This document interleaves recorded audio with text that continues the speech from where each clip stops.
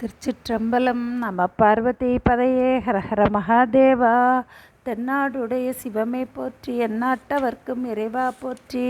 அருள்மிகு அங்கேற்கெண்ணியம்மை உடனாய் உரியும் சொக்கநாத பெருமான் மலரடிகள் போற்றி போற்றி. திருச்சிற்றம்பலம். திருவிளையாடல் புராணம் திரு ஆலவாய்க்காண்டம் சங்கப்பலகை தந்த திருவிளையாடல் 51வது திருவிளையாடல் பாகம் 4. வங்கீசேகர பாண்டியன் ஆட்சி புரிந்து வர்ற காலத்தில் காசியில் பிரம்மா 10 அஸ்வமேத யாகங்களை வேத முறைப்படி முடித்து பின் கங்கையில் நீராடுவதற்காக தன்னுடைய 3 துணைவிகளான சரஸ்வதி, சாவித்திரி, காயத்ரியுடன் செல்கின்றார். செல்லும் வழியிலே பான வீதியில் ஒரு வித்யாதரர் கந்தர்வ பெண் ஒருத்தி பாடும் கானத்தை கேட்டு அதிலே மனதை செலுத்தி சற்று தயங்கி நின்ற சாவித்திரி நிற்க அதற்குள்ளாக கங்கையில் நீராடிவிட்டு பிரம்மதேவர் மற்ற தன் 2 மனைவிகளோடும் நீராடி கரையேறுகின்றார். என்னை விட்டு நீராடியது எப்படி என்று சரஸ்வதி கோபமடைய, குற்றம் உண்மையில் உள்ளபோது எம்மை எதற்காக கோபிக்கின்றாய்? வீணாக என்னை கோபித்த குற்றத்தாலே நீ எண்ணற்ற மனித பிறவி எடுத்து பின் குற்றம் நீங்குவாய் என்று பிரம்மா சாபமிட, சாபம் பெற்ற சரஸ்வதி பெரிதும் பயந்து, மனித பிறப்பின் துன்பங்களுக்கெல்லாம் ஆளாகாத தேவரீர், உங்களுடைய மனைவியாகி எனக்கு எண்ணற்ற பிறவியா வேண்டும் என்று பணிவோடு வினவ, பிரம்மதேவரும் உன்னுடைய வடிவமாகிய முதல் எழுத்து 51 விளங்குகின்ற ஆகாரம் முதலாக ஹாகாரம் ஈராக 48 எழுத்துக்களும் 48 புலவர்களாகி பல்வேறு வர்ணங்களிலே தோன்ற கடவன. அவ்வெழுத்துக்கள் எல்லாவற்றிலும் உயர்ந்து அதனோட கலந்து உயிர் தரும் தனி முதலான அகரத்தின் தன்மையான கடவுள் சோமசுந்தர பெருமானே ஆவார். அவர் ஒரு புலவராகி புலவர் கூட்டத்தை 49 ஆக்கி அந்த புலவர்களது உள்ளத்துக்குள்ளே புகுந்து அவர்களது அறிவை விளக்கி உய்யுமாறு அருள் செய்வார் என்று கூற, நான்முகனாரின் ஆணையின் வண்ணம் 48 எழுத்துக்களும் வெவ்வேறு இனத்திலே ஆகாரம் முதலாக ஆகாரம் ஈராக உள்ள 48 எழுத்துக்களும் வெவ்வேறு இனத்திலே பிறந்து அந்த குழந்தைகளும் அக்ஷர குழந்தைகளும் வயதிலே வளர்ந்த பொழுதே அறிவும் புலமையும் பெருகி நிற்கின்றார்கள். பல கலைகளிலும் வல்லவர்களாக சமஸ்கிருத பாஷை மற்றும் 18 பாஷைகளையும் மொழிகளையும் ஆராய்ந்து அறியும் தெளிந்த அறிவுடையவர்களாக இருக்கின்றார்கள்.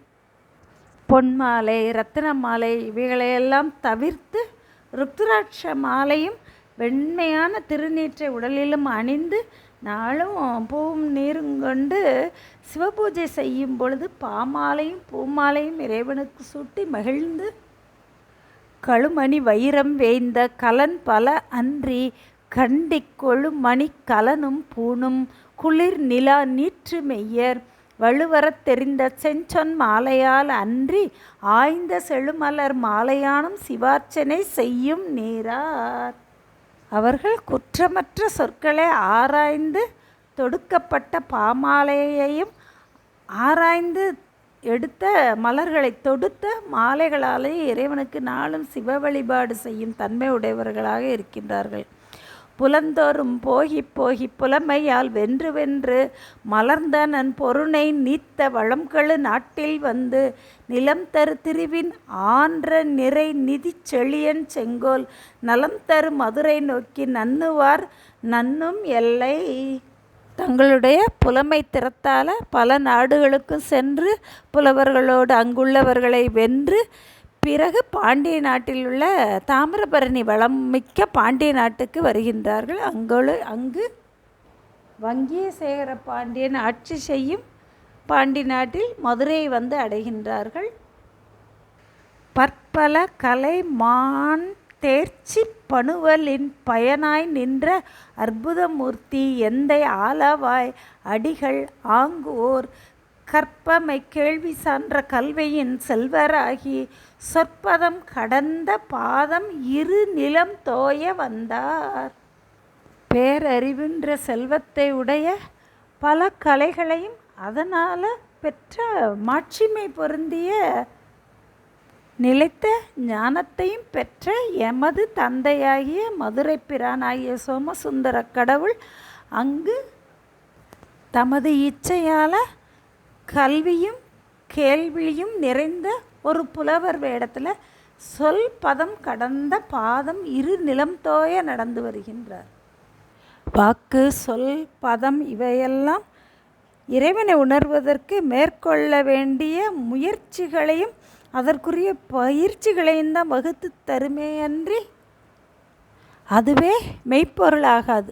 அதனால் சொல்லும் பதமும் கடந்த பெருமான் அவனுடைய பாதம் தன்னுடைய இரு பாதங்களும் மதுரை மாநகர் மண்ணில் தோயும்படியாக நடந்து வருகின்றார்.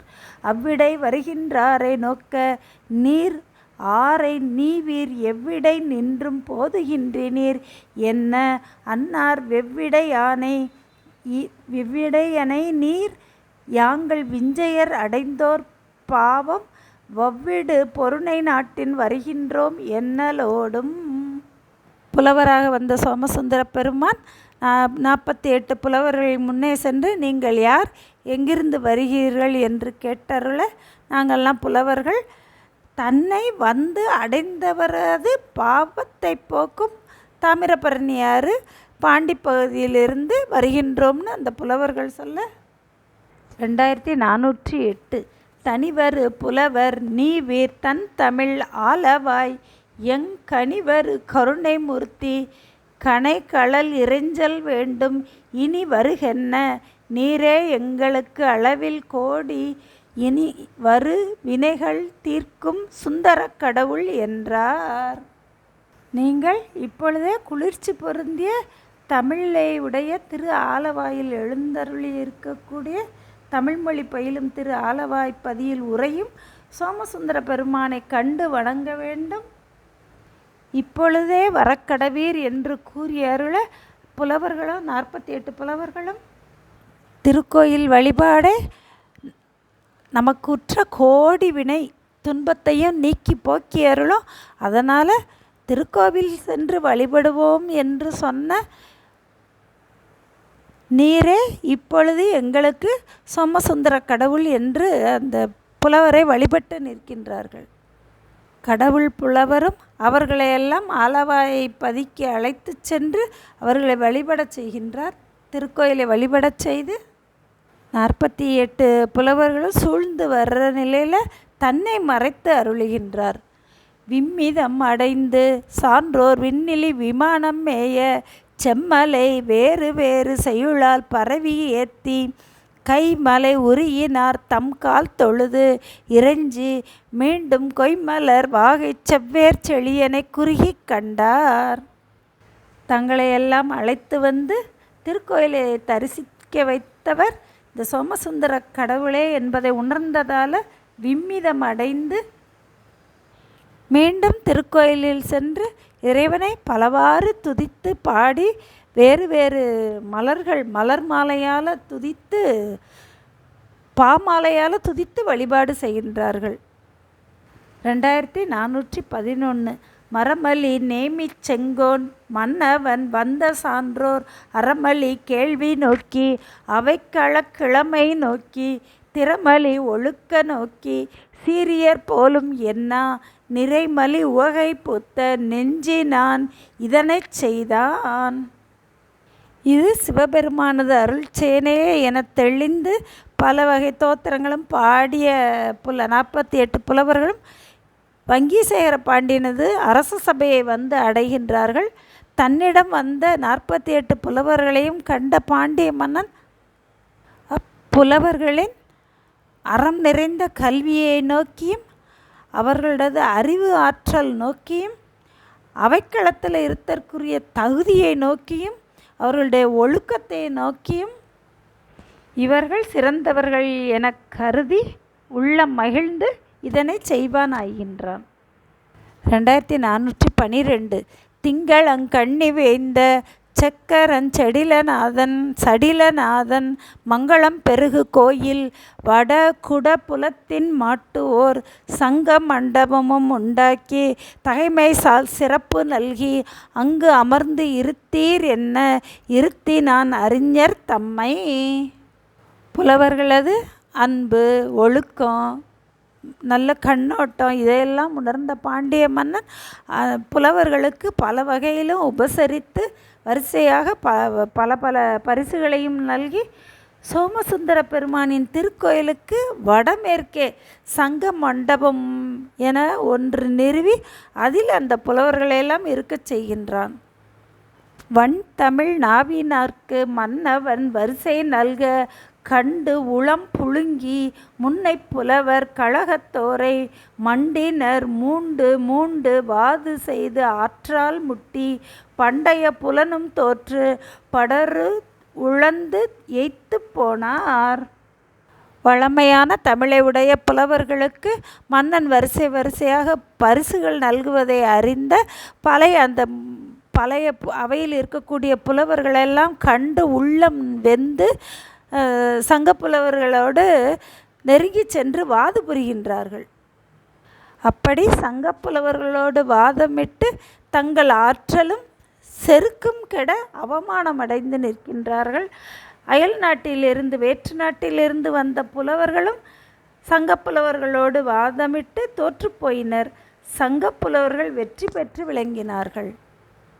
முந்து நூன் மொழிந்தார் தம்மை முறைமையால் வணங்கி எம்மை வந்து வந்து எவரும் செய்கின்றார் வரிசையாக அந்தமில் புலமை தூக்கி அளப்பதாய் எம்மனோர்க்கு தந்தருள் செய்தி சங்கப் பலகை ஒன்று என்று தாழ்ந்தார். சங்க புலவர்களும் திருக்கோயிலில் சென்று சோமசுந்தர பெருமானிடம், பெருமானே, பலரும் தொடர்ந்து முறைமையால் இறைவனை வணங்கி எம்மை எப்பொழுதும் தொடர்ச்சியாக வந்து வாது செய்து அழைக்கின்றார்கள். முடிவில்லாத இந்த புலமையை சீர்தூக்கி அளக்கும் கருவியாக சங்கப்பலகை ஒன்று தந்தருள் என்று வேண்டி வணங்கி நிற்கின்றார்கள். எப்பொழுதும் வாதத்துக்கு பதில் சொல்லிக்கிட்டு கொண்டே இருந்தால் கால விரயமாகும், ஆக்கப்பூர்வமாக செயலும் செய்ய முடியாது.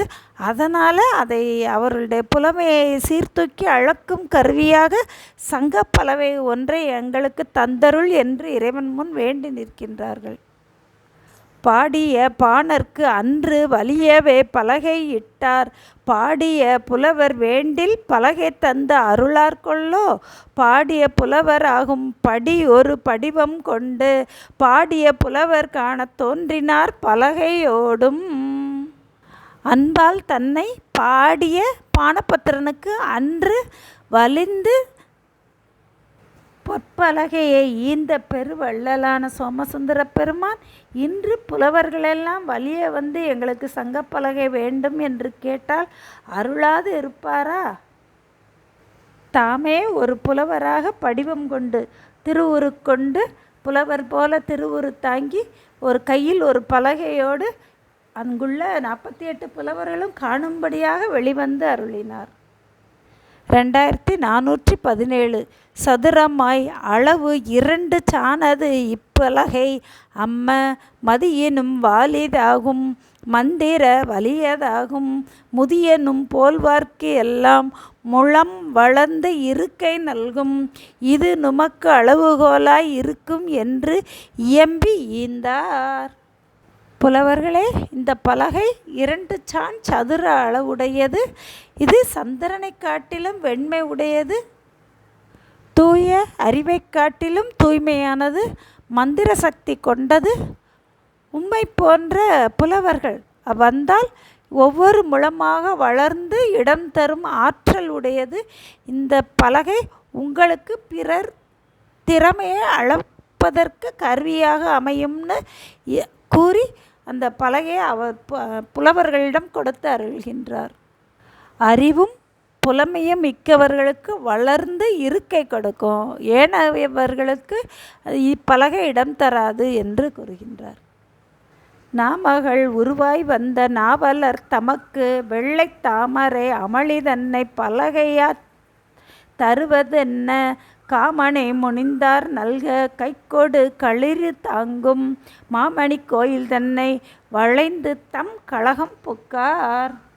கலைமகளின் வடிவமாகிய அப்புலவர்கள் முன்பு காமனை எரித்த இறைவர் தந்த பரிசினை கையில் ஏற்றுக்கொண்டு திருக்கோயிலை வலம் வந்து வணங்கி தன்னுடைய சங்கம் புகுந்தார்கள். நாறு பூந்தாமம் நாற்றி நறும்பனி தோய்ந்த காந்தச் சேறு வெண்மலர் வெண்தூசு செழும் புகை தீபம் ஆதி வேறு பல் வகையால் பூசை வினை முடித்து இறைஞ்சி கீரன் ஏறினான் கபிலனோடு பரணனும் ஏறினானே. இறைவனது திரு அருளால் அருளப்பட்ட தெய்வ பலகை அது. அதனால் அதை பூசித்து வணங்கி நறும்பூஞ்சாந்தம் பூமாலைகள் சந்தனம் இதையெல்லாம் சந்தன குழம்பெல்லாம் சாத்தி அதற்கு தூப தீபங்களும் காட்டி பல்வேறு வகையாக அதற்கு பூசையெல்லாம் செய்து வணங்கி பின் அச்சங்கப்பலகையில் நக்கீரன் முதலில் ஏறுகின்றார். பின் கபிலனோடு பரணனும் ஏறினார். இருங்கலை வல்லோர் எல்லாம் இம்முறை ஏறி ஏறி ஒருங்கு இனிதிருந்தார் யார்க்கும் ஒத்து இடம் கொடுத்து நாதன் தரும் சிறு பலகை ஒன்றே தன் உரை செய்வோர்க்கு எல்லாம் சுருங்கி நின்று அகலம் காட்டித் தோன்ற நூல் போன்றதன்றே. அச்சங்கப்பலகையில் பின் புலவர்கள் ஒவ்வொருவராக ஏற இறைவன் தந்த அந்த சிறிய பலகை ஒன்றை அனைவருக்கும் ஒக்க இடம் ஒன்று போல இடம் கொடுத்து ஒவ்வொரு புலவரும் அந்த சங்கப்பலகையில் ஏறும் பொழுது ஒவ்வொரு முழமாக பெருகி வளர்ந்து எல்லாருக்கும் இடம் கொடுத்து நின்றது. சிறிய நூலுக்கு திருக்குறள் திருவாசகம் போன்ற எழுத்தால் சுருங்கி இருக்கக்கூடிய நூல்களுக்கு அதனுடைய உரை அதன் பொருள் காண்போருக்கு அது விரிந்து அகலம் காட்டி தோன்றுமாறு போல, நூல் சிறியதாக இருந்தாலும் அதனுடைய பொருள் உரை பக்கம் பக்கமாக விரிவது போல எழுத்தால் சுருங்கி நின்று பொருள் விரிவு காட்டி தோன்றும் நூலை ஒத்தது அந்த சங்கப்பலகை. திருச்சிற்றம்பலம்.